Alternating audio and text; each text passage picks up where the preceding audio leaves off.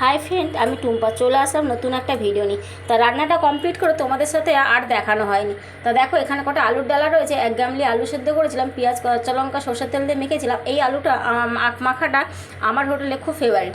আর এই দেখো কিছুটা ভাত আছে, 1 হাঁড়ি ভাত করেছিলাম, তোমাদেরকে আগের ভিডিওতে দেখিয়েছি।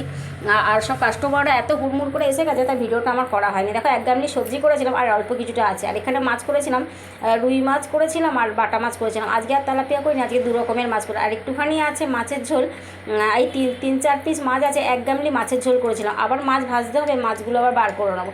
আর এখানে দেখো তোমাদেরকে ডাল দেখিয়েছিলাম যখন ডালটা হয়েছিল, আর কিছুটা ডাল পড়ে রয়েছে। তা এত কাস্টমার চলে এসে তার জন্য আর দেখাতে পারি। এখানে দেখো মাছের ডিমের বড়া করেছিলাম, কিছুটা আছে। আর এখানে ডিমের ভাইরা খেতে এসে 2টো ডিমের অমলেট করে নিচ্ছি। আর এদিকে হাঁড়িতে আর 1 হাঁড়ি ভাত বসিয়ে দিয়েছি। কিছু লোক এখনও খাবার বাকি আছে।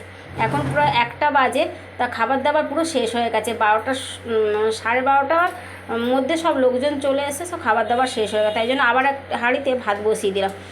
তা যাই হোক, যদি আমার হোটেলে আসতে চাও, খেতে চাও, তা কমেন্টের মাধ্যমে জানাবে। আজকের আমার এই রান্নার মেনু ছিল। অন্যদিন ডিমের ঝোল ফোল করি, আজকের আর কিছু করিনি।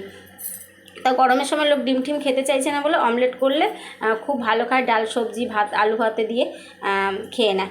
তা যাই হোক, এই ছিল আমার ভিডিও। ভালো লাগলে লাইক কমেন্ট শেয়ার করো। দেখা হচ্ছে পরের নেক্সট ভিডিওতে। টাটা।